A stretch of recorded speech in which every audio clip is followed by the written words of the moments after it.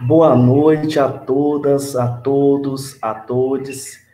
Que prazer abrir essa live para discutirmos sobre a diáspora africana, a língua iorubá, no contexto das comunidades surdas. Vocês sabem que este canal Axé Libras procura compartilhar discussões, principalmente das línguas de matriz africana, para as comunidades surdas. Importante também saber que o canal Axé Libras propõe, juntamente com o grupo Construindo o Saber de Laminho GPEL, da Universidade Estadual do Sudoeste da Bahia, tem o intuito de construir léxico terminológico da língua iorubá para Libras. Isso pensando nas comunidades surdas, no que se refere às tradições, às culturas, as histórias e também religiosidade e educação. Portanto, eu convido vocês a conhecerem o nosso trabalho, conhecer os nossos léxicos, conhecerem o nosso projeto que contribui mutualmente para as comunidades surdas, bem como para as pessoas usuárias da Libras. Hoje, nós temos o grande prazer de convidar uma das nossas referências do grupo de estudo GPEL. Ele é babalorixá, professor, e que é Baba Márcio, logo mais vocês verão. Ele vai trazer discussões com relação à língua iorubá, com relação a esses léxicos, né, terminológicos de uma língua para o nosso país, que estão implicados nos nossos contextos religiosos e também nos contextos da linguística, da educação, né, e também das relações étnicas raciais. Então, vamos convidar o Baba Márcio de Jacum. Boa noite, Babá, Motumbá. Boa noite, querido Emerson, Motumbá Axé. Eu saúdo a todas, a todos que nos acompanham. É para mim uma grande alegria, uma grande satisfação poder participar dessa live com vocês. Axé. Baba Márcio, ele é professor de filosofia iorubá. Ele pode falar mais sobre o projeto de extensão na UERJ, também professor de cultura e idioma iorubá do ProLem, da Universidade Federal de Fluminense, é escritor, é advogado, é babalorixá, e tem aí um vasto currículo, né, de trabalhos, de produções para as comunidades, né, tanto acadêmicas como comunidades sociais, e que contribui também para a religiosidade. Ele também vai falar sobre alguns livros que foram lançados, outros que virão. Mas, Baba Márcio, queremos saber um pouquinho do senhor, a respeito das suas raízes, né? As suas raízes de axé, também as suas experiências acadêmicas, também experiências religiosas para as produções de livros e também contribuições com as suas escritas para todos nós.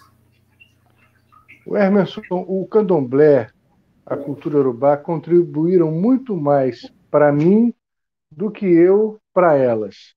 Pode ter certeza absoluta.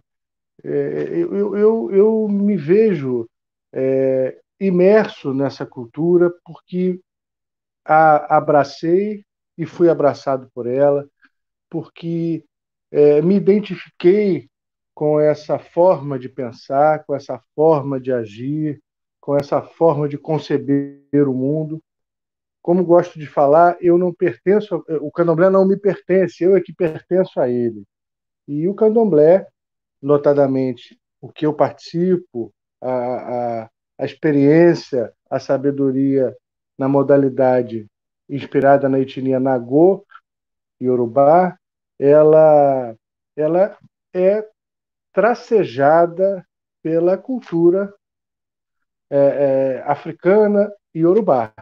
Então, tudo aquilo que eu bebo, tudo aquilo que eu é, é, concebo, vem a partir dessa fonte, dessa raiz.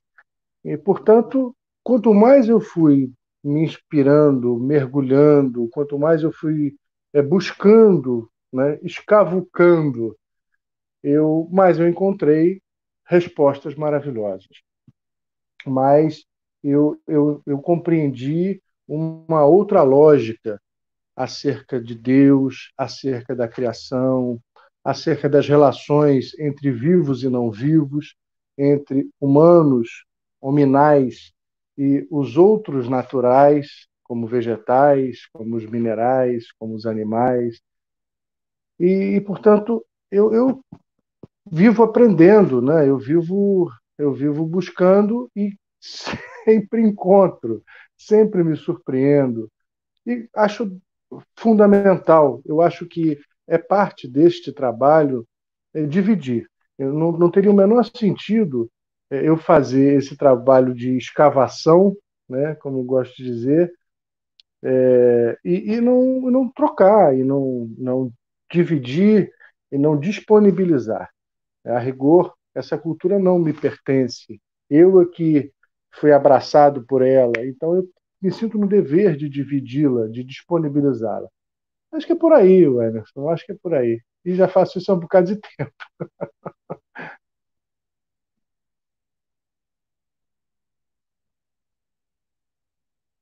Não estou te ouvindo.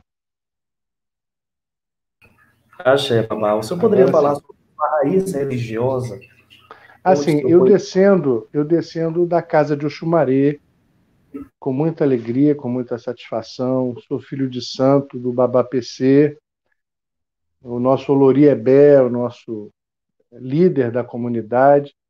Tenho minha comunidade aqui no Rio de Janeiro, em Pedra de Guaratiba, mas sou filho de santo do Babá PC, lá da casa de Oxumaré. Todas as nossas raízes, os nossos modos de fazer, as nossas sabedorias são inspiradas pelas práticas que eu aprendi a partir dessa linhagem, né, da casa de Oxumaré. E é muito importante a gente ter pai de santo, sabe? Em qualquer idade, com qualquer tempo de santo. Às vezes, as pessoas entram numa ideia de que, quando cumprem as determinadas obrigações, eu acho esses nomes deploráveis, eu gosto mais de renovação de votos, eu gosto mais de pensar em oportunidades da gente reviver, relembrar o renascimento, reatar esses laços, do que a palavra, a semântica, obrigação. É terrível, isso não me agrada. Mas, às vezes, a gente chega numa conclusão de que, cumpridas as ditas obrigações, a gente está maduro, completo, livre. Livre sempre estivemos. Essa é uma religião de liberdade. Essa é uma religião em que o aprisionamento não cabe. Mas o bacana é a gente entender que, com qualquer idade, a gente não pode esquecer que nós não somos a última Coca-Cola do deserto. Nós não somos o último biscoito do pacote, né? O próprio filar, esse gorro tradicional que você está usando, né, o equeté, ele tem esta finalidade: lembrar que há sempre alguma coisa acima da nossa cabeça. A nossa cabeça não é o topo do mundo. E todas as vezes em que a gente tem um babalorixá, a gente se lembra de que, com qualquer idade cronológica, com qualquer tempo iniciático, sempre nós teremos o exercício importantíssimo de nos curvarmos a alguém, de recorrermos a alguém, de nos reportarmos a alguém, porque a vida, ela é assim, ela é constituída de um entrelaçamento de mais jovens e mais velhos. Em qualquer situação, sempre haverá um mais velho do que nós e sempre haverá um mais novo que nós.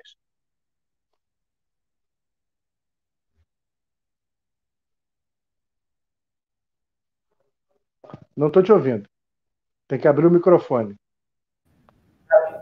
Para todos que estão aqui nessa live, os que estão chegando, essa live está acontecendo com o Baba Márcio de Jabum, uma referência para nós do grupo de pesquisa Construindo Saber de Lamin, que é o GPEL, na Universidade Estadual do Sudoeste da Bahia, um grande escritor, né, que traz termos, né, vocábulo, é, e também definições, conceitos de vários termos que contribuem para as nossas discussões dentro do grupo Idelamin.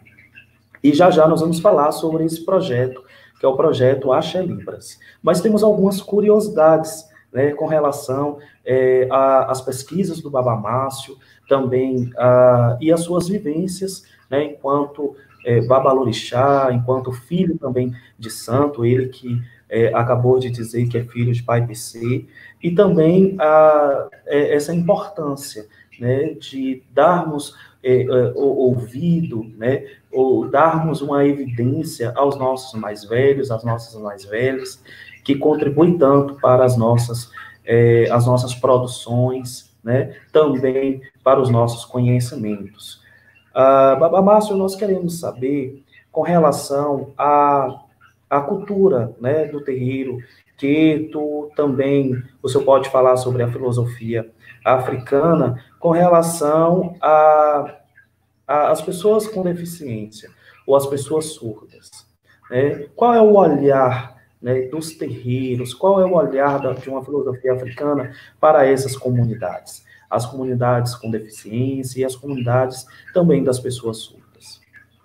O Emerson é muito interessante, porque quando eu comecei a pesquisar para o meu livro anterior, Euê, a Chave do Portal, e onde eu trabalho o conceito de saúde e de doença no contexto iorubá, de acordo com a filosofia iorubá, eu me deparei com essa percepção do corpo que o iorubá tem, absolutamente libertária, moderna e inclusiva.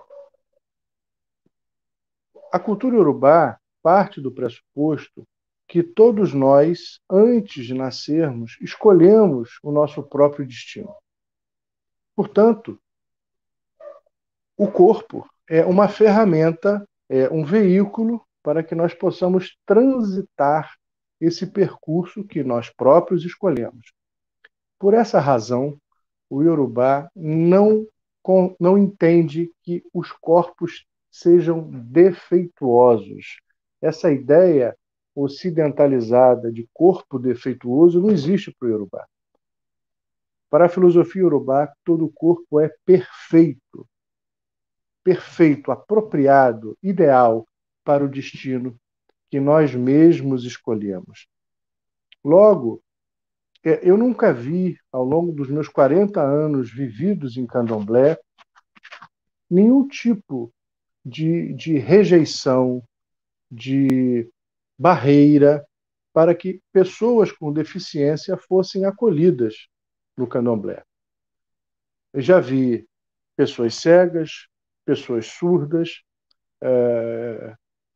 pessoas com deficiência de locomoção, mas nunca percebi qualquer tipo de atitude não inclusiva.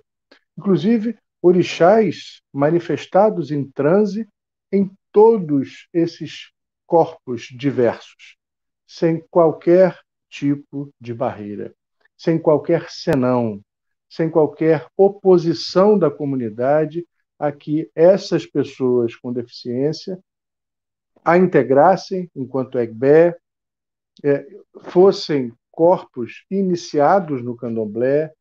Portanto, para nós, todos os corpos iniciados se tornam altares vivos da divindade. E nessa mesma ótica, nessa mesma concepção, melhor dizendo, todos os corpos são altares completos, perfeitos.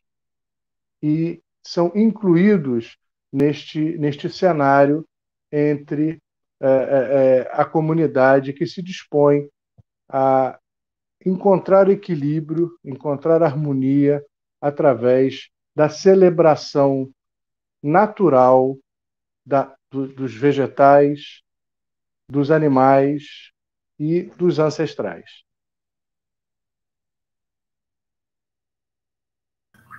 Ótimo, Baba Márcio, quanto conhecimento, né? Apenas uma fala da importância das comunidades surdas, né, serem visibilizadas dentro dos terreiros, principalmente partindo da filosofia africana, né, de abraçar, de respeitar os corpos, né? Então, isso é lindo, e é emocionante, principalmente para nós religiosos, saber que o quanto a nossa religião ela abraça, né? E, e como as pessoas surdas, as pessoas com deficiência, elas são diferentes como qualquer um de nós, né? E precisam ser respeitadas pelas suas singularidades. Então, e quando eu faço essa também distinção, né, das pessoas com deficiência e também as pessoas surdas, porque as comunidades surdas, elas para vários grupos, não se vê como deficiente, né? E aí a gente sempre pergunta, como você quer ser visto? Como você quer ser notado, ser visibilizado? E aí, falando dessas comunidades surdas, dentro da nossa família de axé, eu tenho um primo que é surdo, né? Inclusive de posto lá no terreiro, ele é babaifum, e também uma prima que é surda, que é a Jimudá, né? Já de um outro terreiro. Então, nós percebemos com eles a valorização deles no terreiro, né? A importância deles naquele espaço. Então para nós não há essa distinção, ser ouvinte ou ser surdo. Os corpos, como o senhor trouxe muito bem, elas são respeitadas, e através desses corpos são também, né, um elo, né, da sua vida, da sua vida material, como também o espiritual, entendendo que todos os seres humanos têm o seu orixá, né? Tem o seu orixá, se inicia para o orixá, mas o orixá também já está ali quando a Djalá molda, né, o seu ori, que é o que o senhor traz também no livro Ori. Mas queremos saber mais um pouco, Babá, a respeito dessas singularidades na filosofia africana, tá? No que se trata a língua iorubá.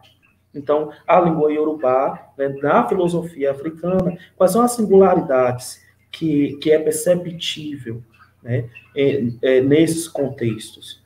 Você pode falar um pouquinho? Toda língua revela muito do seu falante. Essa é uma teoria que nem é minha, chamada teoria linguista Wolf Sapir. Esses dois pesquisadores chegaram a uma conclusão de que a língua transmite a cultura, os modos, os pensares, os agires de todos os seus falantes. Se a gente observar, por exemplo, que a língua japonesa, pela nossa perspectiva, é escrita de trás para frente, você lê um livro japonês do final para o início, na nossa concepção. Eles escrevem da direita para a esquerda, enquanto de nós da esquerda para a direita. A gente pode perceber, metaforicamente, filosoficamente, que eles estão muito mais atrelados, preocupados com o futuro do que com o presente. Não por acaso, exatamente essa cultura é uma das mais desenvolvidas em termos tecnológicos. Os maiores inventos tecnológicos os maiores aperfeiçoamentos tecnológicos, em geral, vêm dos japoneses, são futuristas. Se a gente observar, por exemplo, os hieróglifos ou hieroglifos egípcios, a gente nota que cada letra que para nós poderia ser um A, para eles é o desenho de uma águia. Então, enquanto a gente se restringe a um símbolo gráfico, para eles, uma águia dá uma conotação muito vasta, né? Quando você olha uma águia, você pensa em muita coisa. Você pensa em liberdade, você pensa em altura, você pensa em força, você pensa em perspicácia, enfim, apenas a letra A, ou seja, está demonstrando que os falantes dessa língua têm uma visão holística do mundo, uma visão holística, uma perspectiva holística das coisas. E o Iorubá é uma língua que tem características também muito marcantes. Afinal de contas, essa cultura é calcada em princípios interessantíssimos, muito diferentes daqueles que nós estamos acostumados na nossa percepção eurocentrada, né, ocidentalizada. Às vezes, as pessoas, aparentemente, à primeira vista, pensam que o único diferencial entre as culturas positivistas escritas e as culturas ágrafas é o papel e a caneta. Não é verdade. As lógicas são completamente diferentes. E o Rampeté-Ba fala exatamente isso. Esse autor ele vai nos demonstrando exatamente que a lógica das culturas ágrafas dá um peso muito diferente ao valor da comunicação. A comunicação ela tem um peso de veracidade e tem um peso de espiritualidade.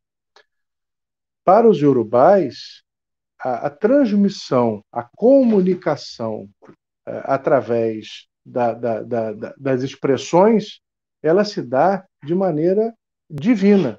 Eles entendem que as expressões, a palavra, carregam um componente do próprio Criador, um componente de Olorum. Por isso, a comunicação tem axé. E é interessante a gente notar que a comunicação, que a metodologia de ensino, a metodologia de transmissão de conhecimento, ela não se restringe à palavra.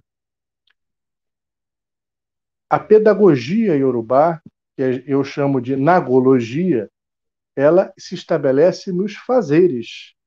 E os fazeres são impregnados pelos sentires. A gente aprende sentindo. A gente aprende percebendo, vendo, cheirando, falando, ouvindo e sentindo. A gente aprende de todas as formas. Mesmo que eu não possa ouvir ou que não possa ver, eu conseguirei sentir.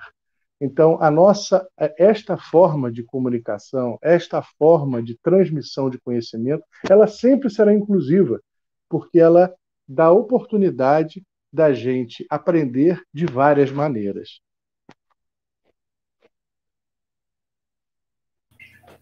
Perfeito, Babá, perfeito. Inclusive, no seu livro Ori, A Cabeça como Divindade, o senhor traz a importância, né, da palavra, e aí, e para a cultura iorubá, como o senhor bem trouxe, ela é ágrafa, né? Então, não há registros escritos sobre a liturgia, o uso e normas. Mas a palavra, ela é um próprio documento, ele é um registro histórico, né? É um registro religioso, é um registro científico. Então, pensando nisso, como partindo da cultura iorubá, ela pode ser aplicada a Libras, a língua brasileira de sinais, né? Como o senhor pode pensar nessa relação, né,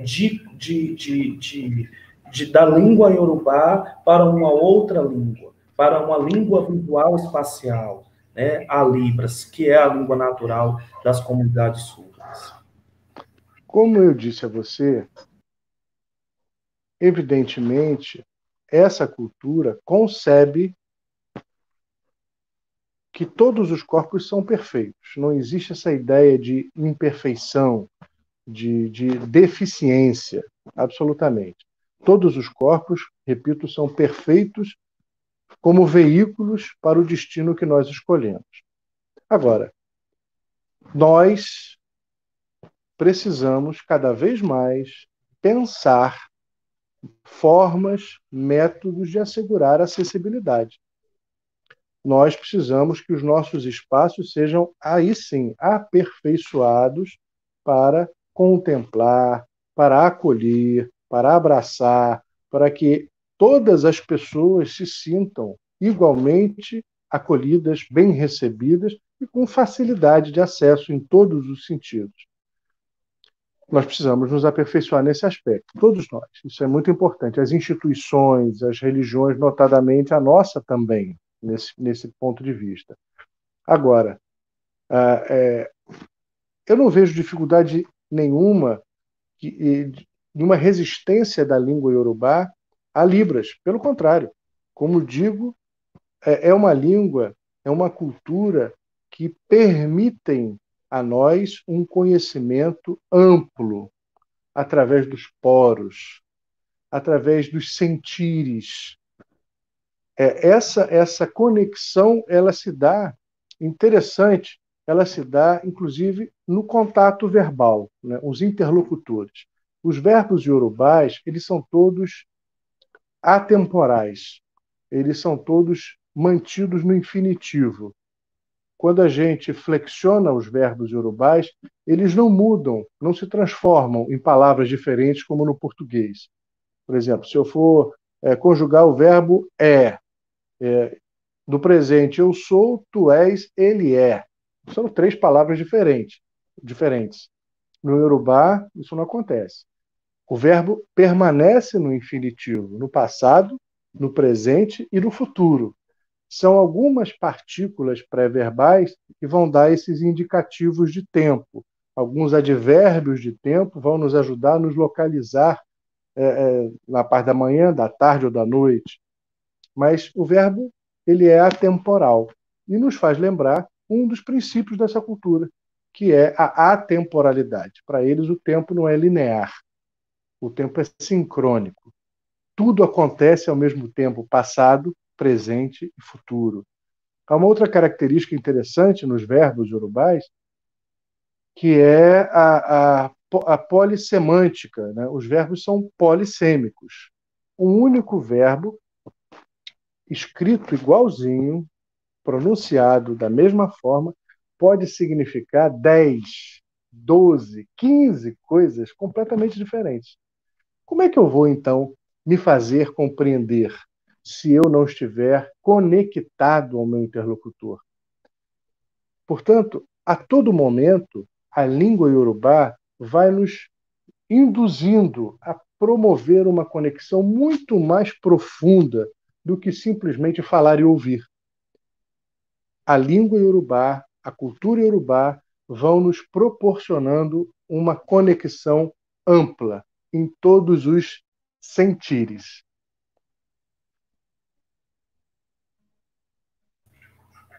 Que lindo, né? Assim, como a cultura iorubá ela se proporciona, né?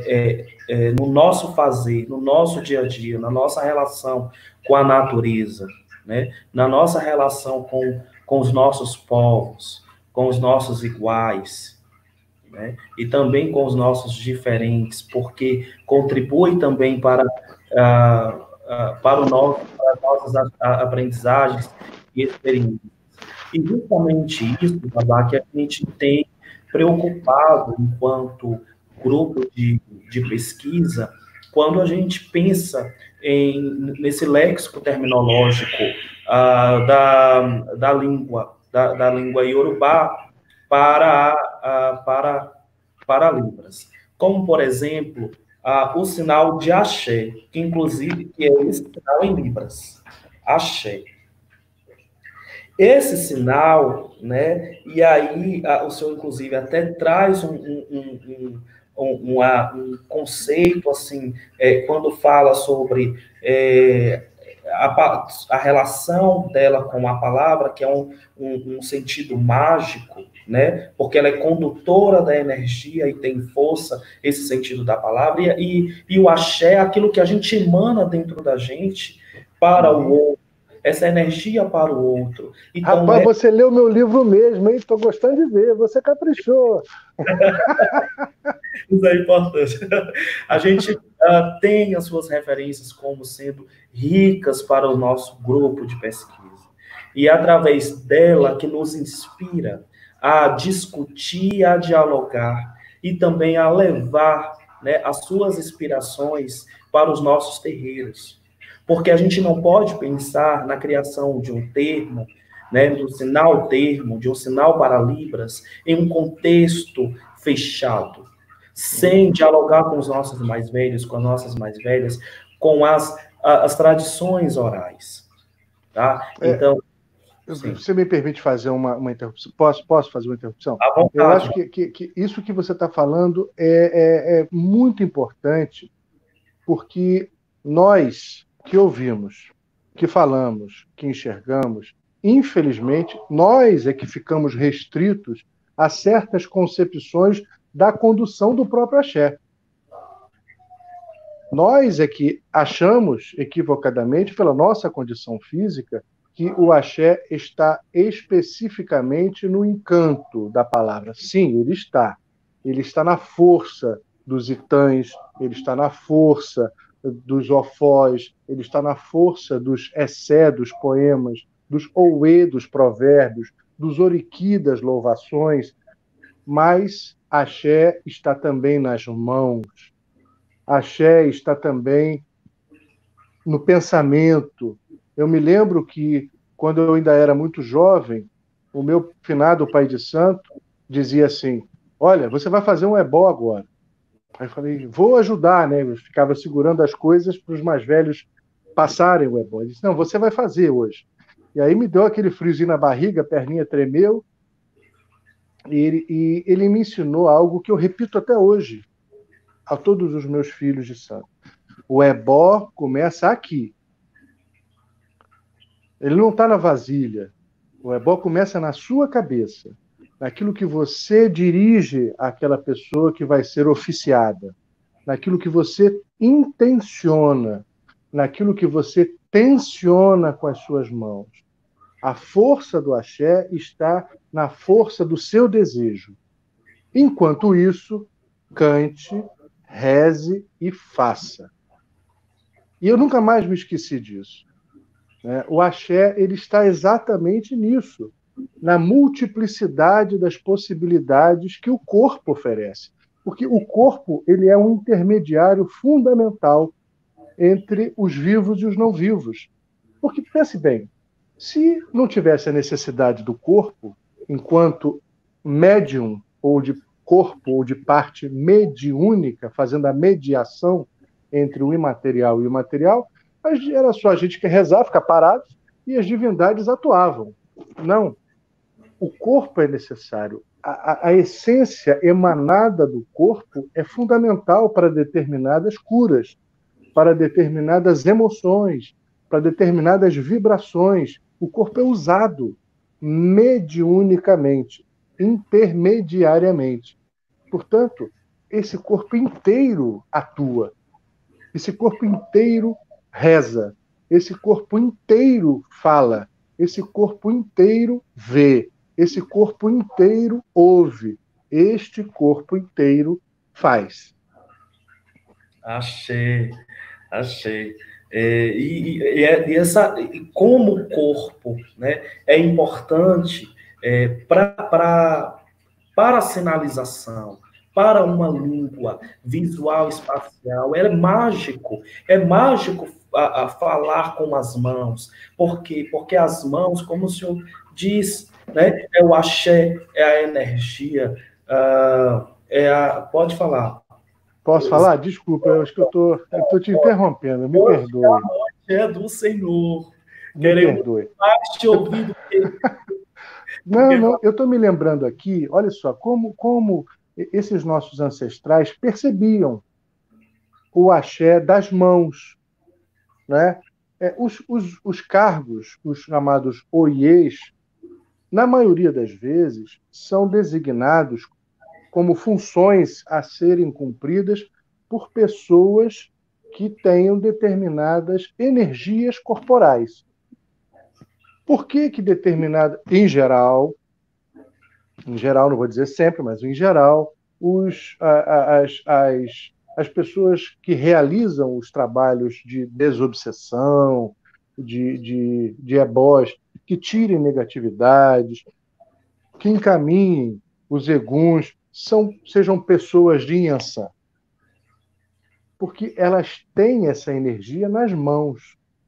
O corpo delas é impregnado disso.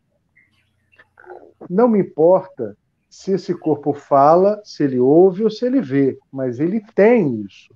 Ele produz determinada energia. Por que determinado, em geral, os ebós feitos para a saúde são realizados, são oficiados por pessoas de Omolu? Porque esta essência está presente em nós. As nossas mãos estão repletas desse axé. As nossas mãos fazem isso. Por que determinadas pessoas, em geral, quando são Pabaefum e Aefum, são pessoas ligadas à divindade Oxalá? Porque esta essência delas é a essência do branco, da transformação, da iniciação, do começo, do final das etapas. Então, isso é importante a gente perceber que o axé está na palavra, está na força da palavra, mas ele também está presente na essência do corpo e pode multidisciplinarmente agir. Exatamente. E essa força da palavra que é vinculado à oralidade, que não chegava para as comunidades surdas. Tá? Então, assim, as comunidades surdas, e aí eu faço, em 2012, um estado da arte para analisar se existia um léxico terminológico da língua iorubá ou de uma outra língua africana para Libras. Se a gente pode pensar nesse acesso das comunidades surdas a uma religião que não fala de cultos africanos que não falam em português, ou mesmo cultos afro-brasileiros, no caso a Umbanda, que traz os orixás e os sinais deles. Qual seria o sinal termo para essa palavra? Será que a soletração, que é a datilologia do termo Oxum, ele vai proporcionar essa visualização contextual, social e linguística de um termo, já que nós, pensando em um termo, ou pensando em um sinal termo, ela é importante, porque ela, como o senhor trouxe muito bem, que carrega vários elementos, e, sobretudo, o axé da palavra. Tá? Então por décadas, as comunidades surdas, quando iam ter acesso a essas religiões, as religiões afro-brasileiras e africanas, eram por soletração, ou eram impedidas de estar nesse lugar pelo fato de não ter tradutores e intérpretes para esse espaço, de não ter acesso a essa acessibilidade de conhecimentos, né, de aprendizagens e de fé. Então, para o senhor fazer uma análise, por muitos anos, as comunidades surdas, né, e usuários e usuárias da Libras utilizavam o termo para candomblé dessa forma. Pelo que nós entendemos, esse sinal, né, que inclusive é um sinal icônico, é icônico porque as comunidades ouvintes utilizam, né, foi convencionalizada, então é sempre de apanhar, né? Apanhar, é surra, é bater, é penalizar. Então, imagine, né, o tradutor e intérprete de Libras, os surdos, surdas, surdos, nessa sinalização. Então, nós precisávamos pensar em um léxico que fosse acessível e, sobretudo, não contribuísse para a demonização, não contribuísse, não fortalecesse a intolerância, né, o preconceito. Então, quando a proposta desse léxico né, para Libras, ele é importante, principalmente para desmistificar as comunidades. Que nós não estamos, e aí eu queria que o senhor também falasse, né, da visão da cristandade, a visão das pessoas com respeito ao Exu Orixá e ao Exu Exu Catiço e a relação desses Exus a demônios, a capetas, a satanás. Então, que inclusive o senhor traz muito bem nos seus registros, nos livros, né, que há o termo e o conceito. E esse conceito difere-se. Né? Então, a estrutura terminológica ela é importante. Porque quando eu falo de Exu, existe o Exu Catiço, mas e o Exu Orixá? Né? Como nós diferenciarmos essas duas nomenclaturas, né? Esses dois termos, dentro de uma sociedade candomblecista, umbandista e a relação também para as comunidades surdas? Eu acho fundamental isso que você traz para a gente como reflexão, porque, às vezes, nem mesmo as línguas como o português, como o inglês, como o francês, dão conta de traduzir satisfatoriamente conceitos, vocábulos do Iorubá. E eu posso citar inúmeros deles. Por exemplo, Odu. Odu é traduzido de uma forma precipitada, às vezes, como destino. Mas como é que a gente entende a palavra destino em português? O nosso conceito é completamente diferente. Destino para nós é algo pré-concebido, pré-estabelecido pelo Criador. Isso não corresponde ao conceito de destino na filosofia iorubá, porque para eles, ou para nós, o destino é escolhido por nós. Ori é a divindade que nos conduz pelo nosso próprio destino. O Criador não é intervencionista. Olorum não é um Deus intervencionista como os conceitos divinos a partir de uma perspectiva judaico-cristã. Então, essa tradução não me serve, não me contempla. Quando se fala em numerologia para se referir aos símbolos de Fá, a gente está descontextualizando. Numerologia é algo completamente diferente daquilo que se concebe através da simbologia, da significância proposta na lógica de Fá. E razão pela qual eu gosto e acho importante que a gente produza novos vocábulos, neologismos, como se costuma dizer. E eu prefiro chamar de ifalogia, como prefiro chamar de herbologia a ciência iorubá que contempla a colheita, a escolha, a taxonomia, o manuseio das ervas de forma terapêutica e propedêutica. É uma outra lógica, é uma ciência própria, que eu vou chamar de herbologia. Eu não posso absolutamente utilizar termos do português que estão crivados da nossa cultura, da nossa conceituação, inclusive religiosa, para satisfazer a determinadas comunicações da cultura iorubá. Eu não posso dizer que conhecer o idioma é crucial. Eu não posso, porque crucial é uma palavra em português que denota uma referência diferente. Vale dizer que a cultura iorubá nem cristã é, não tem cruz, a cruz não é importante. Então, quando eu quero me referir a algo que é alicerçal, que é importantíssimo, que é fundamental, eu prefiro chamar de algo exúdico.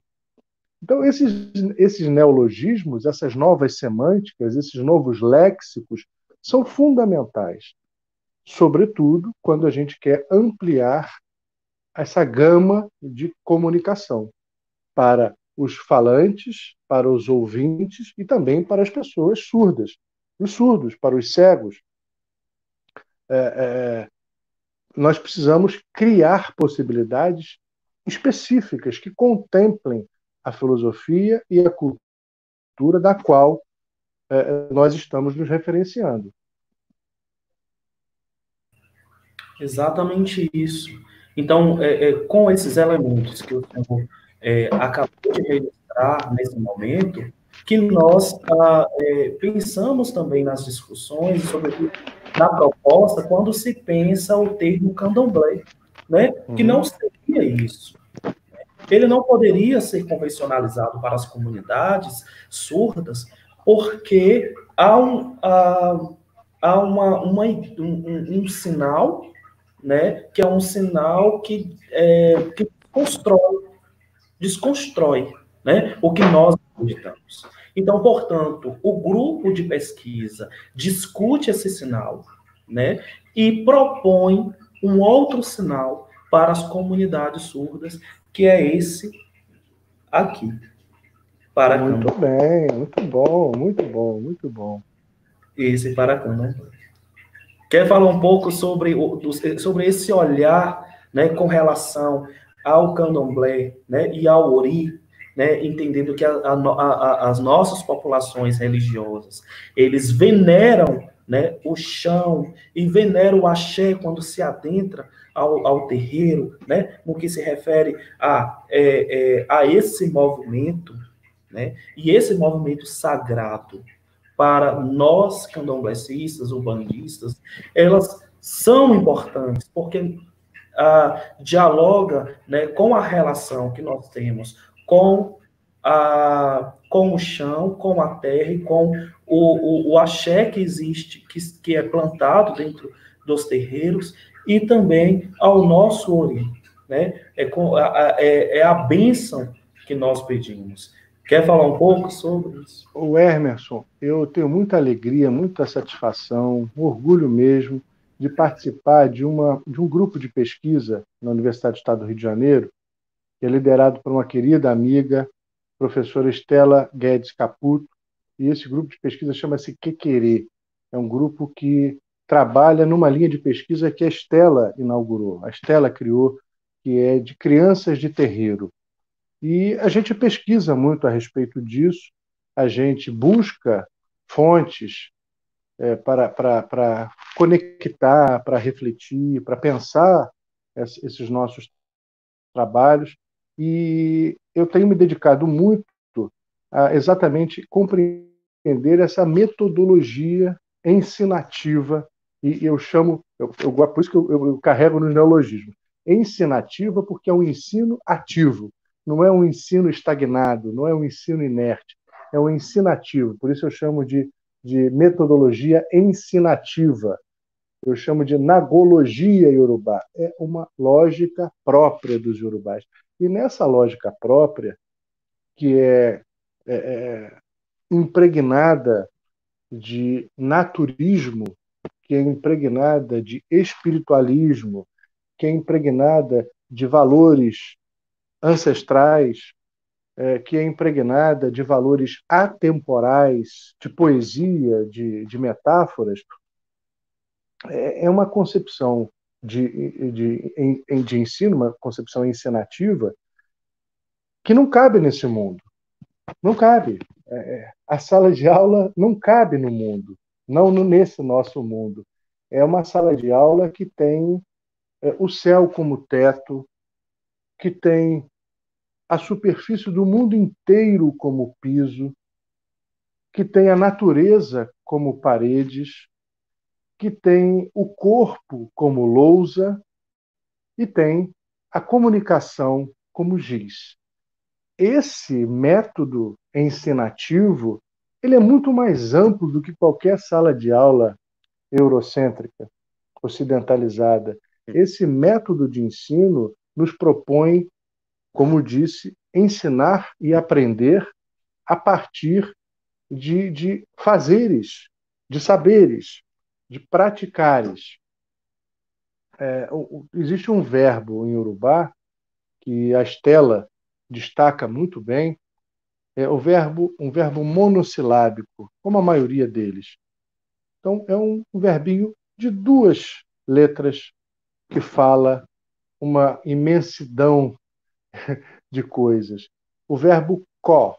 O verbo có quer dizer, simultaneamente, a semântica dele quer dizer ensinar e aprender. Portanto, a partir daí, a gente já começa a compreender que nessa filosofia, nessa cultura iorubá, é impossível ensinar sem aprender e aprender sem ensinar. É um verbo só, có, uma única ação em via de mão dupla. Logo, a partir desse descortinar, a gente começa a perceber que há muitas maneiras nesta metodologia ensinativa de se praticar conhecimento, de se perpetuar memória. Notem que, enquanto nós, aqui no Ocidente, temos bibliotecas, museus, escolas formais, arquivos, enciclopédias, livros, essa cultura tem a transmissão do conhecimento através da comunicação, da palavra. A memória deles é reativada a cada ebó, cada obrigação realizada, cada renovação de votos, cada prática litúrgica é uma enciclopédia, onde a gente vai remontando, revivendo situações, ensinamentos, falas, cheiros de centenas, de milhares de anos atrás, que se tornam atuais, presentes, se tornam inesquecíveis.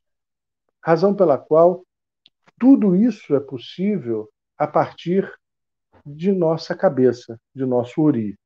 A nossa cabeça é o museu ambulante. A nossa cabeça é a biblioteca que caminha. A nossa cabeça é o arquivo de todo esse arcabouço de sabedorias. E essa cabeça precisa praticar, realizar. E a gente utiliza esses nossos conhecimentos no cotidiano, no dia a dia. Não são gestos extraordinários, são gestos cotidianos. São pequenos fazeres que vão contando as grandes histórias. E nessa sala de aula cabem todos, os mais velhos e os mais novos. Não há uma distinção cronológica por idades. Inclusive, dentro da conformação hierárquica desses espaços socio-religiosos, que nós chamamos de terreiro, às vezes é a criança que ocupa o cargo mais importante. Às vezes você tem uma criança que é sacerdotisa, é uma Yalorixá, é um Babalorixá, é um Ogã, é um Mekede, é um Ebonme. Então, a cronologia tem uma outra referência. Estas cabeças, né, são compreendidas não por um tempo nesta terra, mas por um conceito muito mais extenso.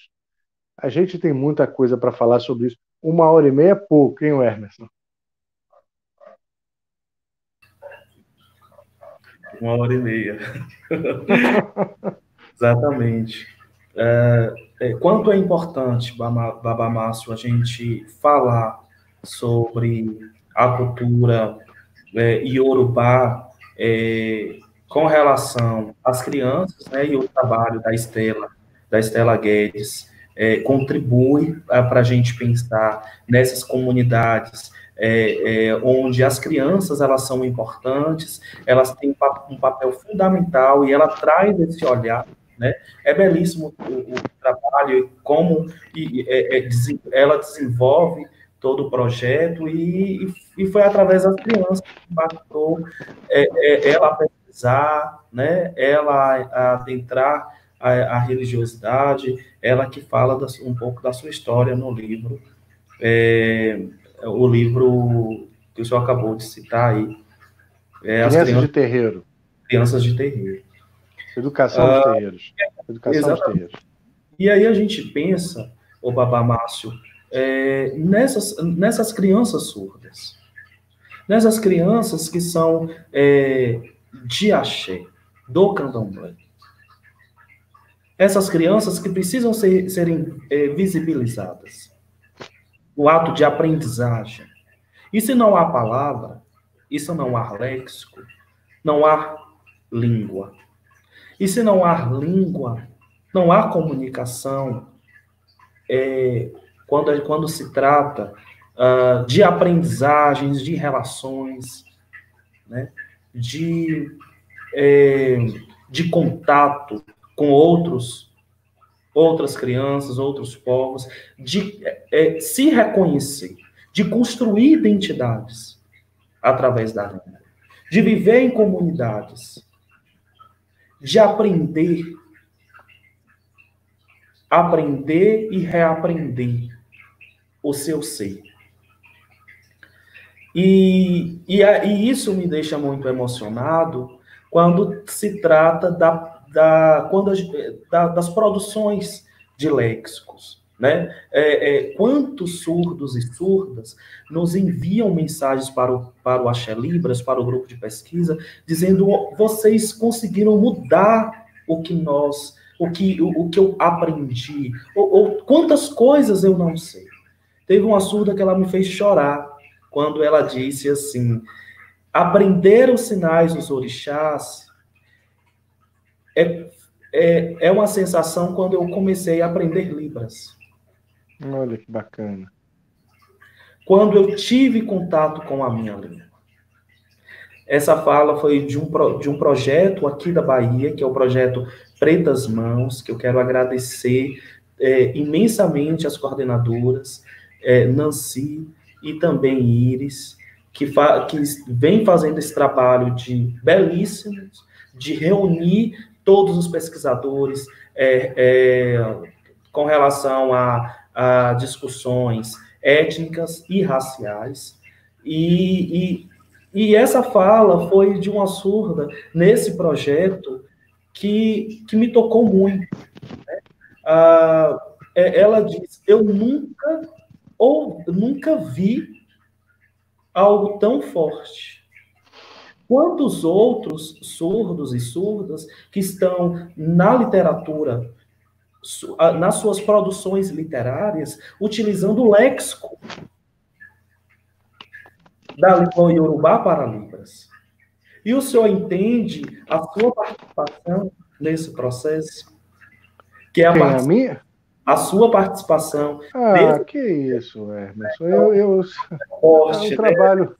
O trabalho é todo de vocês, um trabalho maravilhoso, sensacional. Eu é que me sinto extremamente feliz por poder ter uma mínima participação nisso tudo. O trabalho é de vocês, o esforço é de vocês, a superação é de vocês, o talento é de vocês. Eu apenas sou um coadjuvante mínimo do cantinho da sala.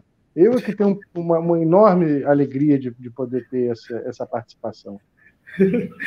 Não, e nós nos sentimos muito lisonjeados em poder abrir essa live, né? Inclusive essa semana semanas de lives, que nós teremos outras, mas trazendo o senhor enquanto referência, né? Enquanto idealizador de várias produções que tem contribuído para as nossas outras produções.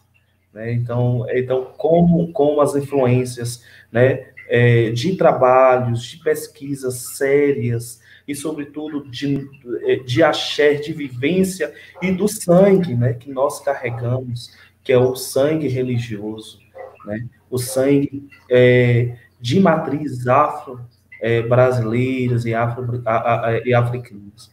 Então, o senhor trouxe uma discussão com relação à metodologia ensinativa. Uhum. E aí a gente surgiu aqui uma pergunta com relação à Lei 10.639, né? Como essa lei que oficializa nas escolas a educação básica e também no ensino superior o componente curricular história e cultura afro-brasileira e africana, nesses contextos, e como a metodologia ensinativa ela pode dialogar, né, com esta lei na sala de aula. Em primeiro lugar, a gente precisa reconhecer o quanto esse racismo institucional ainda é uma barreira à aplicação da lei. Eu acompanhei de perto, durante muitos anos, junto ao Ministério Público Federal, junto a organizações estaduais, como a Secretaria Estadual de Educação, Secretaria Estadual de Direitos Humanos, e outras associações, inclusive de iniciativa da civil, digamos assim.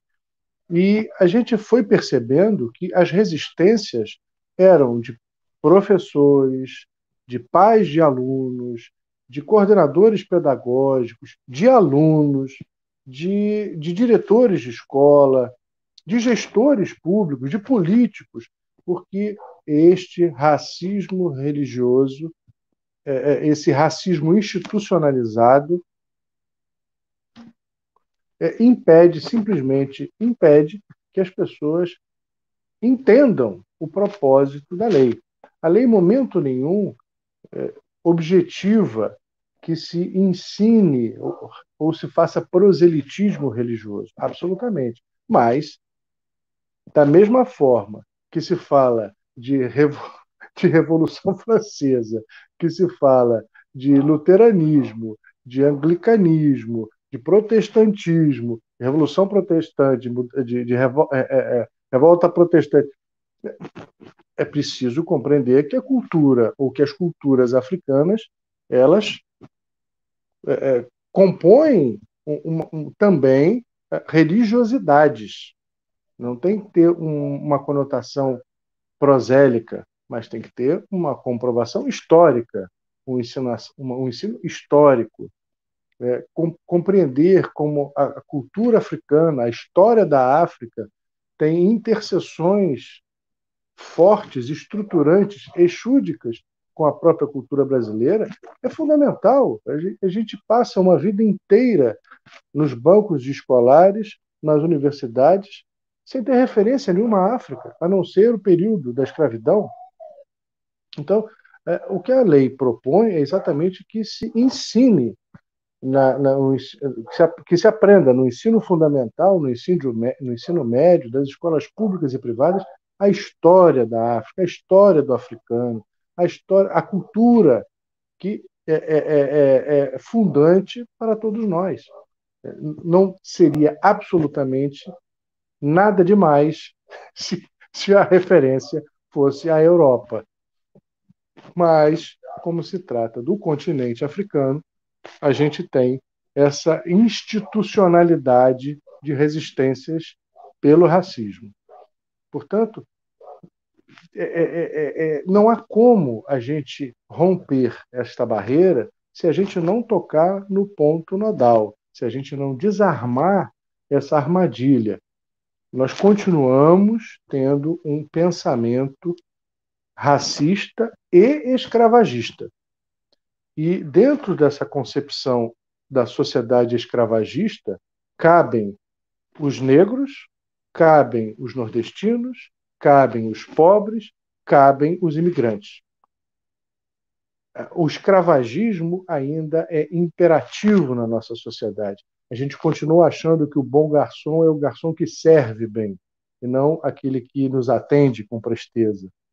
A gente continua achando que os empregados têm que ter um banheiro separado, uma comida separada, um refeitório separado, como se fossem pessoas distintas.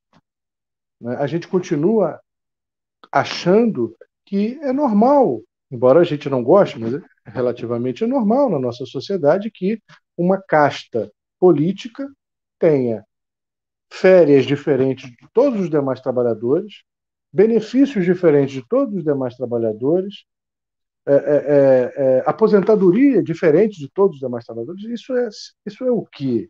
Senão uma sociedade que continua concebida em níveis ou melhor, em desníveis sociais, em que alguns podem e os outros não. Quando a gente escuta afirmativas e atitudes violentas, como esse tem que apanhar mesmo, porque roubou. Roubou o quê? É a mesma concepção daquele homem, daquela mulher, que tiravam uma fruta do pé no período escravagista e iam para o tronco, tinha que apanhar. É a mesma ideia de que pessoas não têm alma, podem morrer. Você pode entrar na favela atirando, matando, porque não tem alma. Então, esta é a concepção arraigada ainda de um escravagismo que a gente não conseguiu superar, que vergonhosamente, vexatoriamente, ainda nos domina enquanto sociedade. Nós somos calcados nessas atitudes. Então, tudo aquilo que signifique uma equidade social assusta. Tudo aquilo que signifique uma harmonia entre etnias sofre rejeição. E a Lei 10.639 é um exemplo jurídico, ou melhor, um dos exemplos jurídicos dessa resistência que nós temos a uma sociedade mais inclusiva, a uma sociedade mais harmônica, a uma sociedade mais acolhedora a todos e todas que a compõem. A gente precisa desarmar esse nó. Isso é uma armadilha. E se a educação, eu repito, a educação é muito importante para ajudar a desatar esse nó. Mas a gente só vai romper com isso se nós atuarmos de forma multidisciplinar. Nós precisamos ampliar essa responsabilidade. É também da educação, é também da formação cidadã, é também da formação educacional, mas ela está na educação dos lares, ela está na formação da polícia, ela está na formação do político, ela está na gestão pública, ela tem que estar na saúde, ela tem que estar em todas as áreas. Pensar que só a educação resolve é nos furtar ou nos furtarmos a uma grande parcela dessa responsabilidade que tem que ser multissetorial.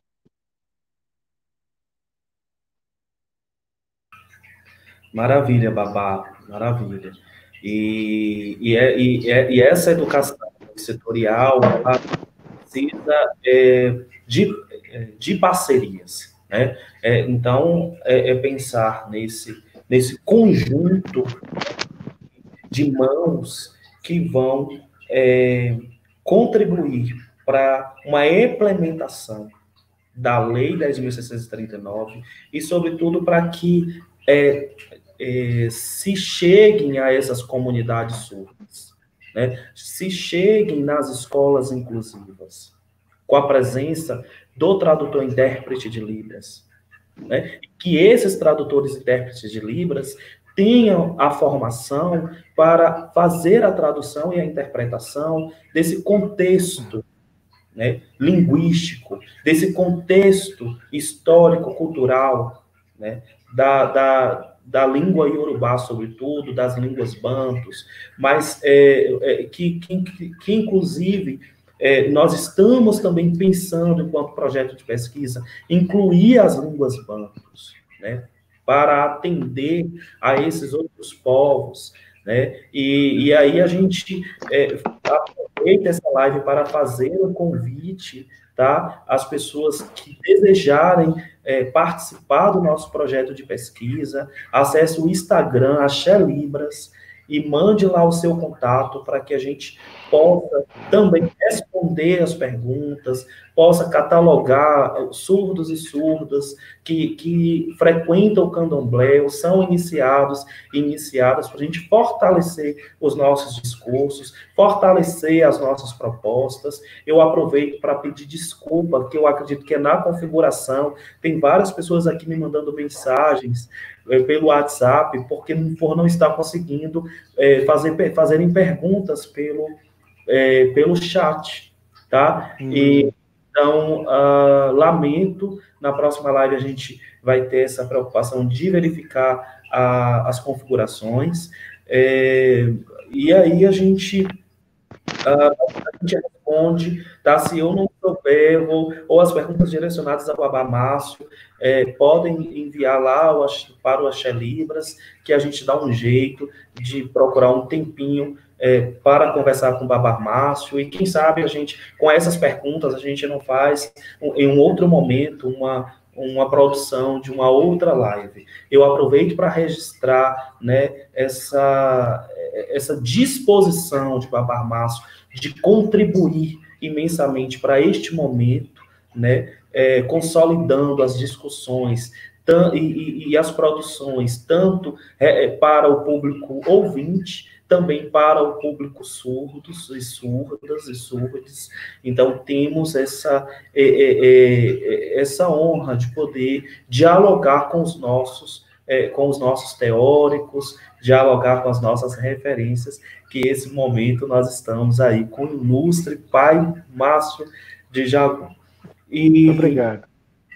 E tem uma outra pergunta para a gente passar pelas considerações aí finais da nossa live, né, que aí o Babá Márcio vai falar das suas produções, mas o senhor, pai, como um babalorixá, né, vamos passar pela questão para a religiosidade. O senhor acha pertinente, né, incluir ações para inserir as comunidades surdas? O senhor falou, sim, dessa importância, dessa relevância de pensar nas comunidades surdas, pensar nos corpos, pensar no acesso, na acessibilidade, né, desses discursos, dessas tradições, mas quais seriam as ações, né, que os terreiros podem fazer para incluir essas comunidades?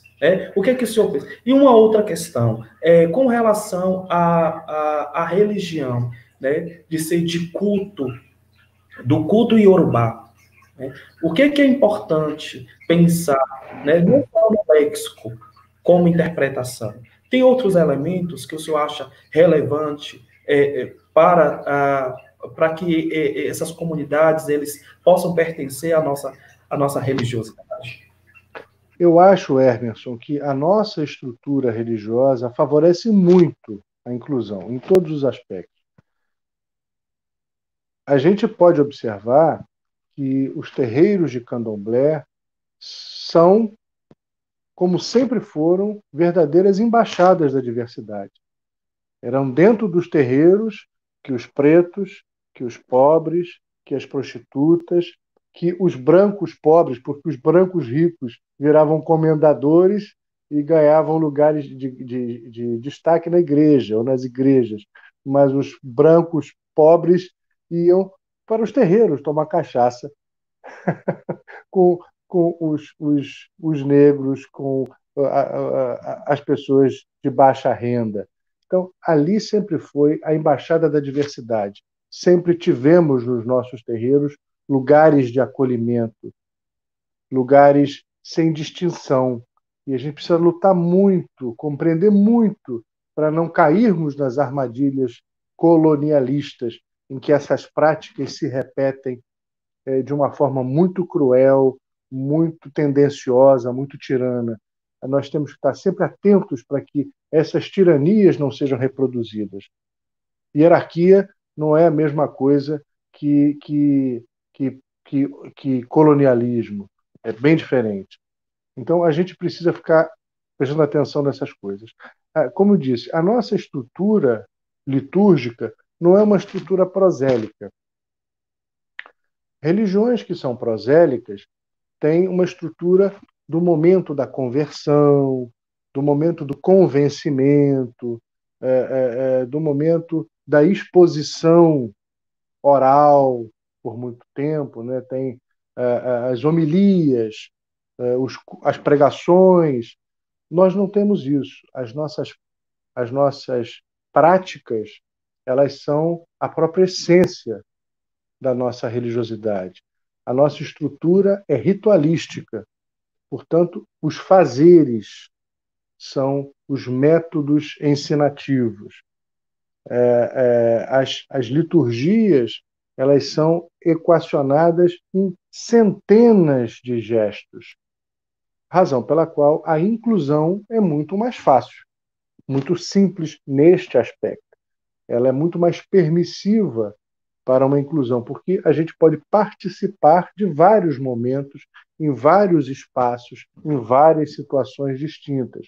A gente aprende, repito, não é só ouvindo, não é só vendo e não é só falando. A todo momento, essas práticas ensinativas despertam os nossos sentidos.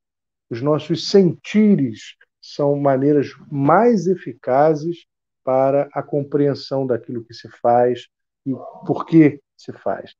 A gente aprende muito mais da forma empírica do que visual, do que auditiva. É evidente que esses sentidos ajudam, mas eles não são restritivos. Portanto, neste aspecto, eu penso que a estrutura do candomblé é uma estrutura muito mais por si só, inclusiva, muito mais favorável a que os léxicos sejam criados, a que as pessoas com deficiência sejam incluídas nessas comunidades, e participem e aprendam de várias formas através dos seus corpos perfeitos para o destino que escolheram, para a convergência no candomblé. Achei, babá. Até incluir aqui, com base nos seus escritos, o senhor coloca assim: a palavra é dotada de encantabilidade, pois é capaz de envolver os elementos em energia, ou até de fazer transformar ou transbordar a energia que os mesmos detêm. Junto com a palavra é emitido o hálito, elemento sagrado para os iorubás, e sobretudo para nós, né? E aí eu incluo, né, para atender as comunidades surdas. Então, a palavra emite os poros, que é através das mãos que ocorre esse elemento sagrado. Né? Então, os poros no nosso corpo falam e ouvem. Os nossos sentidos no tecido epitelial, eles são capazes de nos fazer conectar, compreender o que as plantas nos dizem, sentindo. A gente aprende sentindo. A gente aprende tocando. A gente aprende se banhando. Os nossos poros são impregnados de conhecimento, de ensinamentos das plantas. O nosso tato propicia que a gente entre em contato com o sagrado. O nosso corpo ele é revestido de várias maneiras com axé, através dos líquidos sagrados, através das ervas litúrgicas, através dos pós mágicos. Todo o nosso corpo propicia ouvir. Todo o nosso corpo propicia sentir, ver, falar, né? Por isso, o candomblé é uma religião muito tátil. O contato é permanente. E quando a gente conversa, sobretudo nesse momento de pandemia, né, vamos fazer, vamos fazer. A nossa religião ela é diferente. Por tudo isso que nós conversamos, a gente precisa observar com muita cautela, com muito cuidado, com muito respeito às pessoas que integram as comunidades, às suas características, o momento mais adequado para que a gente vá retornando às atividades como são as nossas características. Nós estamos nos reinventando. Observe, dentro dos nossos hábitos, nós não tínhamos o costume de rezarmos através de aparelhos eletrônicos, né? Enquanto outras religiões têm a possibilidade de acompanharem ou de celebrarem uma missa, um culto pela televisão, pelo rádio, a gente não tem como fazer um xirê numa live, mas a gente pode redescobrir os elementos naturais como a água, o fogo, a terra, o ar. A gente pode aprender a conectar com eles sempre, de casa, no quintal, no tempo. E foi exatamente com estas possibilidades que estes nossos ancestrais ensinaram para nós a possibilidade de renascerem aqui, de refazerem aqui a África. Quando eles aqui notaram que, embora as plantas fossem diferentes, elas não deixaram de serem plantas. Quando eles perceberam que o solo, embora fosse distinto do solo que eles pisavam, ainda assim era terra sagrada, ainda assim era Ilé. Quando eles perceberam que o ar, o vento, era o mesmo afé-fé que enchia os seus pulmões, que a mesma água que banhava os seus corpos, que matava a sua sede, existia na África, eles entenderam uma outra dimensão. Aqui também tem os orixás. Eles estão presentes na terra, na água, no fogo e no ar.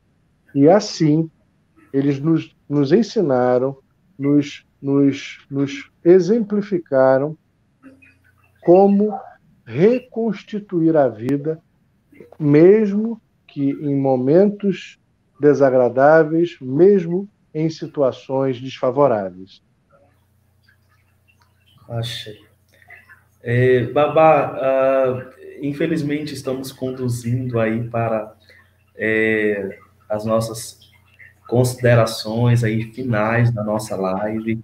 Quero aproveitar e agradecer a todos e todas e todes que estão aqui conosco, né, na busca de contribuir, de aprender sobre essa filosofia africana, né, como para as comunidades surdas, para usuários da Libras, esse diálogo com as nossas referências, né, produzidas por Babá Márcio, e são essas referências que a gente quer saber um pouco, né, dessas produções, Babá, que o senhor já lançou, né, e inclusive é até importante a gente passar e deixar registrado nessa live, para que as pessoas possam ter acesso, possam conhecer, né, e as comunidades surdas também. Mas é claro que a gente registra a importância de ter livros acessíveis, né, para Libras, audiobooks acessíveis, né, para as comunidades cegas ou com deficiência visual ou com baixa visão. As tecnologias, elas contribuem favoravelmente para que há esses registros, né? E se a gente pensar em livros produzidos em alto relevo do Braille, então são imensos, né? Então, para uma pessoa comprar um livro em Braille, o custo fica muito maior, né, do que um livro em audiobook. Então, a tecnologia veio para contribuir, e isso é importante, né, a gente pensar nessas produções também, outros escritores e escritoras, pensar nessa acessibilidade para essas comunidades que tanto anseiam, né, aprender mais sobre a cultura iorubá e as religiões.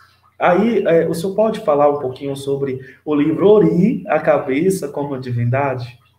Claro, claro, claro. Eu brinco sempre que eu digo que o que me inspirou a escrever esse livro foi um momento Maísa, porque eu entrei em contato com uma poesia iorubá que dizia assim: o que a cabeça não quer, nem o orixá pode. Vou repetir: o que a cabeça não quer, nem o orixá pode. E aquilo, para mim, foi um estrondo, né? Eu digo que foi um momento Maísa porque o meu mundo caiu. Eu, eu, eu fui criado, eu fui preparado numa ideia de que o orixá podia tudo, que o orixá tinha poder supremo, inclusive sobre nós. Mas não é assim que o Iorubá pensa as divindades. Não é assim. E aí eu comecei a notar que a gente precisava fazer distinções teológicas, distinções filosóficas de conceitos judaico-cristãos que estavam impregnando, que estavam descontextualizando a nossa própria cultura, a nossa própria religiosidade. E o mais marcante de todos eles é exatamente, a meu ver, o conceito sobre Ori, a cabeça. A cabeça para os yorubais, né, Ori, não é apenas um substantivo, é a designação de uma própria divindade. Eles compreendem que a cabeça tem tantas potências, inclusive a sobrevivência sobre a morte, tem tantas condições ao longo da vida, a cabeça pode proporcionar tantas modificações no meu corpo, assim como no meu entorno, na minha sociedade, no meu meio, no meu mundo, que a cabeça tem um componente divino. A cabeça é um orixá, mas diferente dos outros orixás, como Ogum, Oxum, Xangô, que são divindades coletivas. Os orixás, enquanto esses orixás têm muitos filhos, Ori só tem a mim. É uma divindade individual, razão pela qual todos os seus cultos são realizados de forma subjetiva. Geralmente, cada tradição tem a sua forma de fazer, evidente, não há uma regra geral, mas na maioria das raízes, os cultos a Ori, os Ebó-Ori ou Ebori, são realizados de forma muito mais intimista, com pouca luz, com poucos participantes, sem atabaques, com poucas pessoas, porque é uma celebração à minha intimidade. Se Ogum é o deus do ferro, da forja, da caça, da agricultura, da tecnologia, se Oxum é a deusa do amor, da fertilidade, da gestação, Ori é o deus que nos conduz pelo nosso próprio destino. Então, deixa eu ver se tem por aqui. Ah, tem aqui. Ori, está aqui. Esse aqui é o Ori, a cabeça como divindade, que foi lançado em 2015 pela Líteres Editora. E aí a gente vai trabalhando essas questões, né? Ori e a sua relação com os orixás, a concepção de Ori e a concepção de Deus, até onde Deus, Olorum, pode interferir no Ori, o conceito de Ori e destino, enfim. Então a gente trabalhou tudo isso nesse livro, Ori, a Cabeça como Divindade, que é uma conceituação filosófica acerca desta divindade individual. E aqui a gente vai, inclusive, a partir do mito da cosmogonia iorubá, interpretando a personalidade de Deus, como ele atua, quais são as características físicas dele, o que o homem pode esperar desse Deus, a relação que se estabelece entre criador e criatura. Está tudo aqui.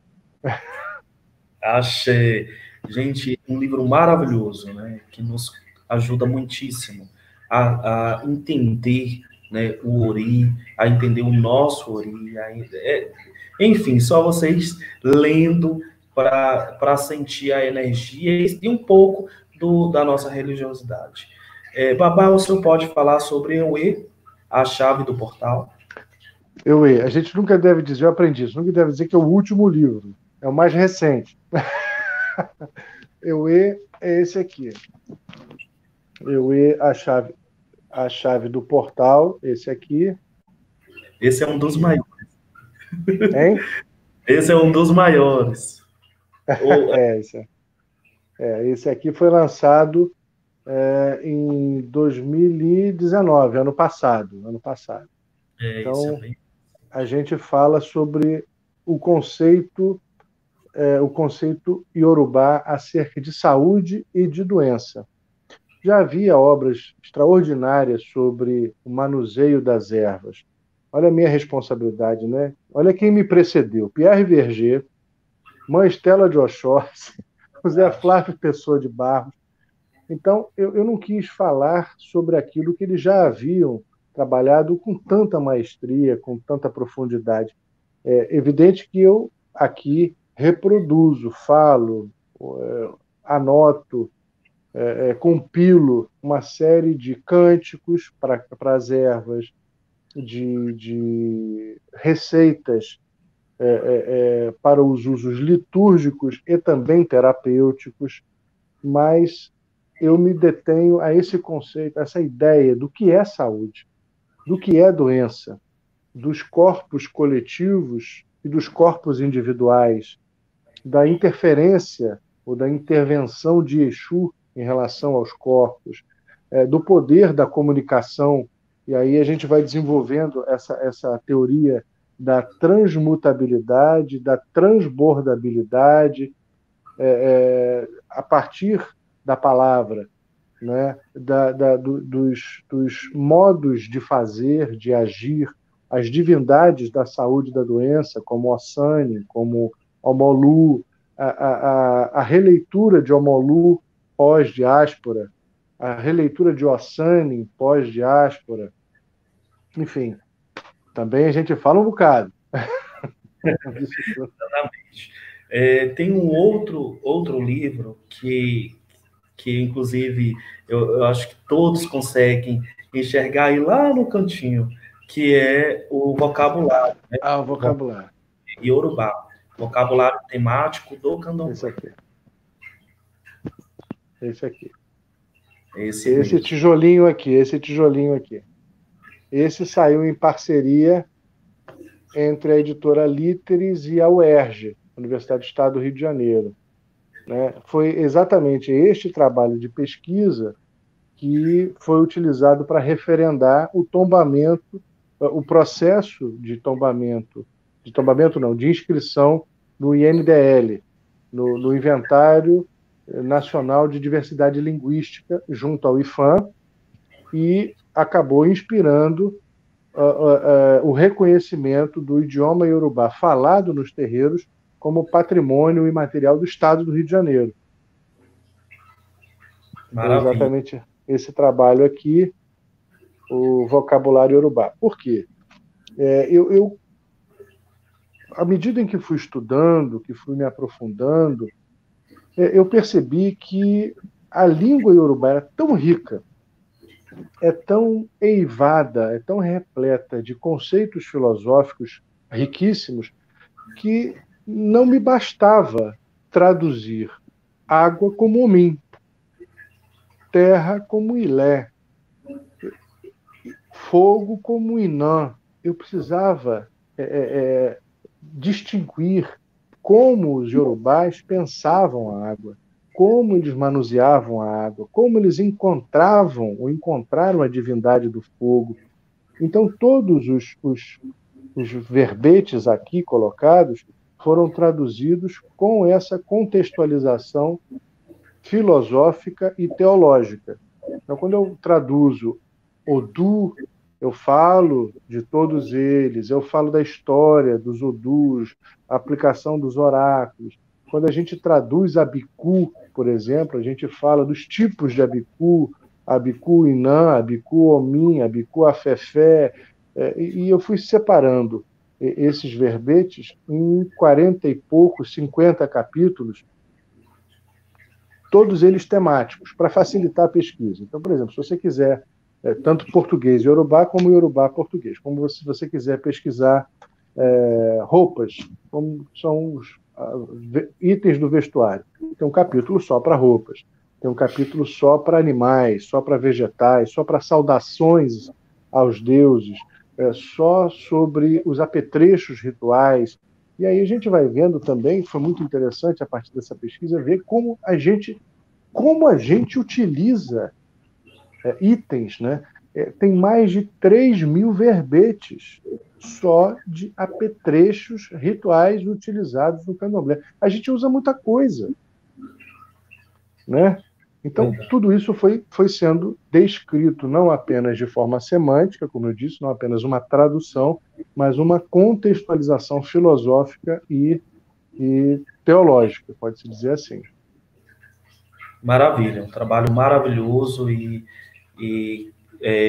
assim, o quanto contribui para, inclusive, para a religiosidade, né? Então, com essa metodologia que vocês, né, que o senhor criou aí na produção, de se pensar vestimentas, de se pensar cargos, de se pensar qualidades de orixás, isso belíssimo. Inclusive, nós fizemos um vídeo com cargos, né? Incluímos comidas e cargos, e com a referência do livro Yorubá, vocabulário temático do Candomblé, produção de nosso querido Babar Márcio.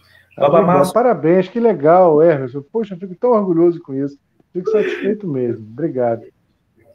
Babar Márcio tem lançamentos para a gente aí Rapaz, nos próximos meses? nessa época de pandemia, eu trabalhei foi muito, hein? Eu trabalhei foi muita coisa, muita coisa. Vão sair 2 livros, Filhos da Pandemia.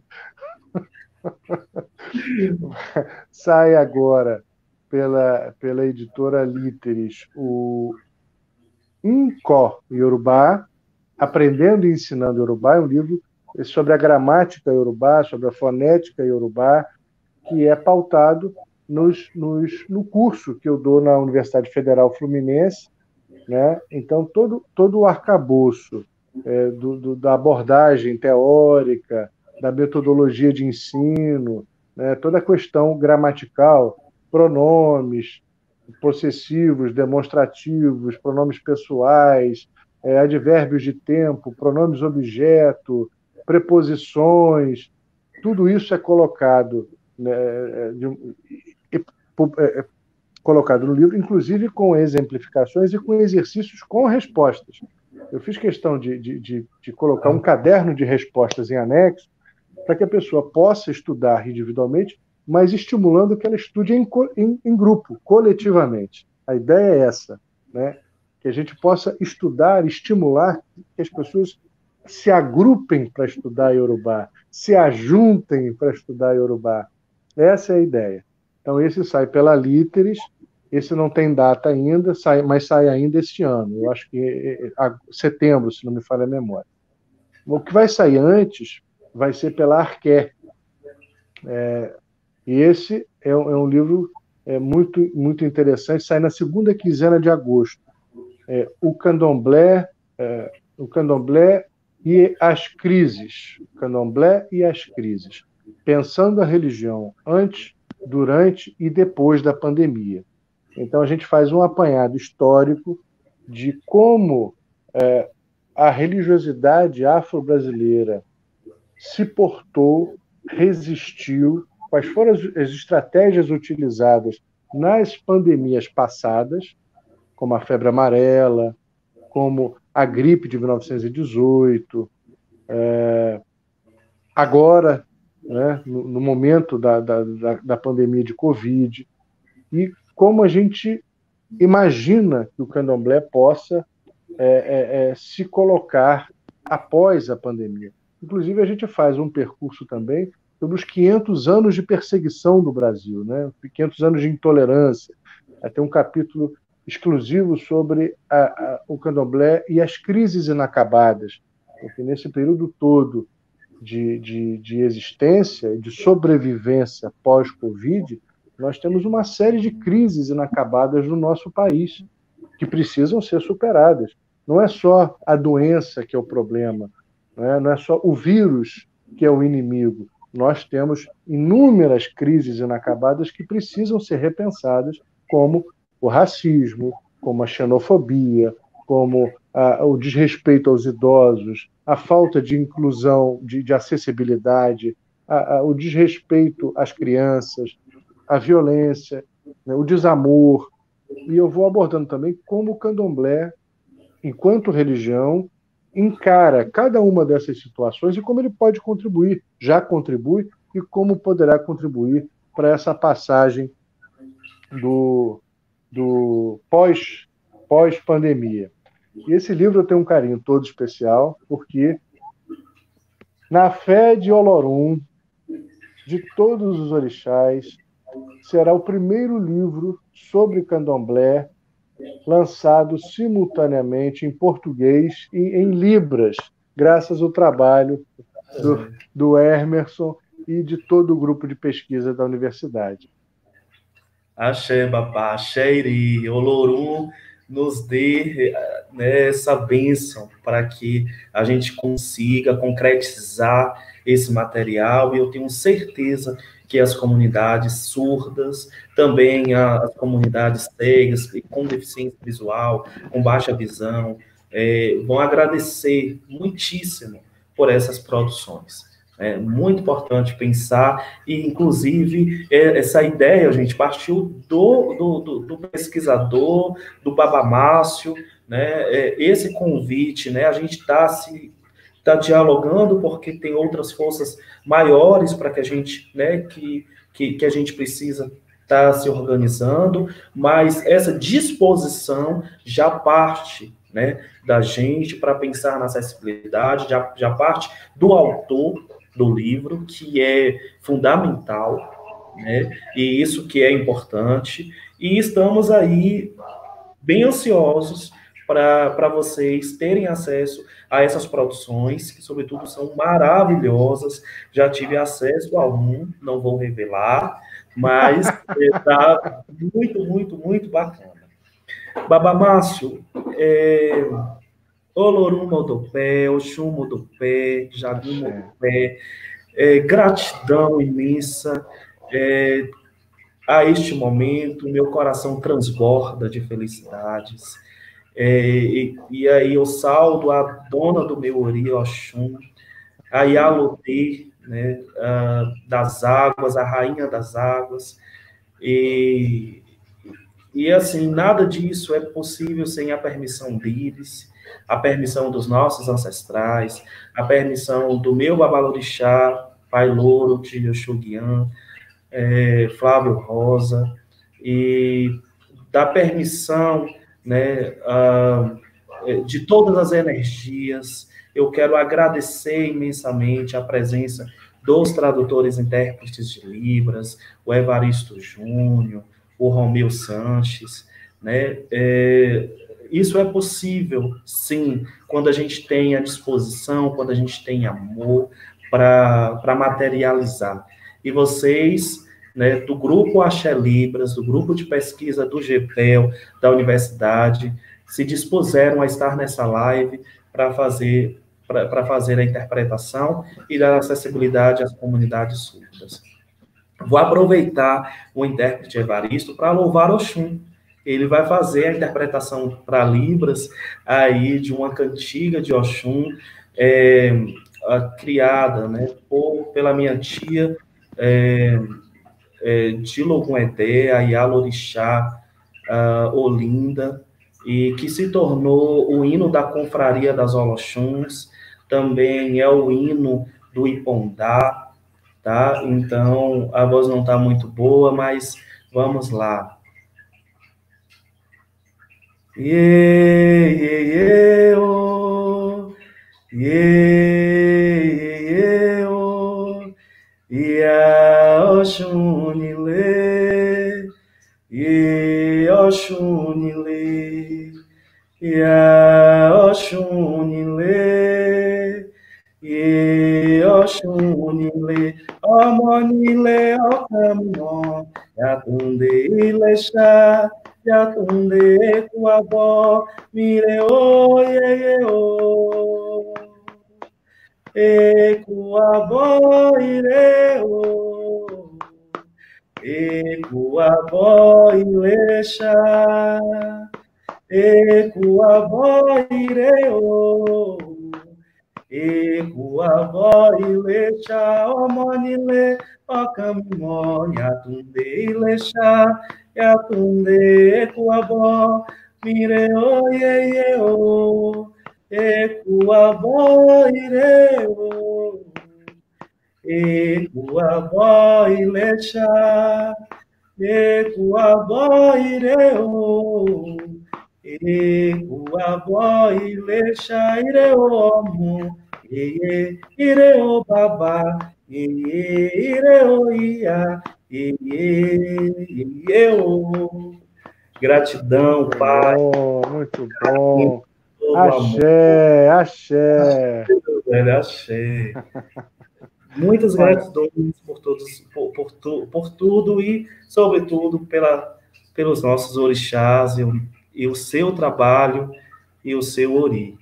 Que sempre esteja frisco, que a Jalar te abençoe, porque as suas axé, produções contribuem. Vitalidade, babá. axé.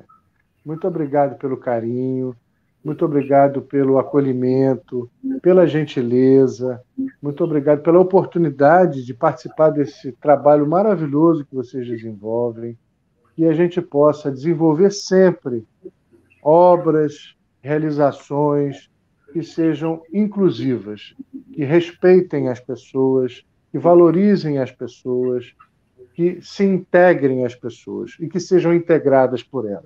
É isso que eu desejo. Então, mais uma vez, parabéns. Eu é que agradeço. Sou fã do trabalho de vocês e espero que a gente esteja sempre juntos daqui para frente em tudo aquilo que a gente conseguir realizar. Axé, axé, Iri. Sua bênção, babá. Axé.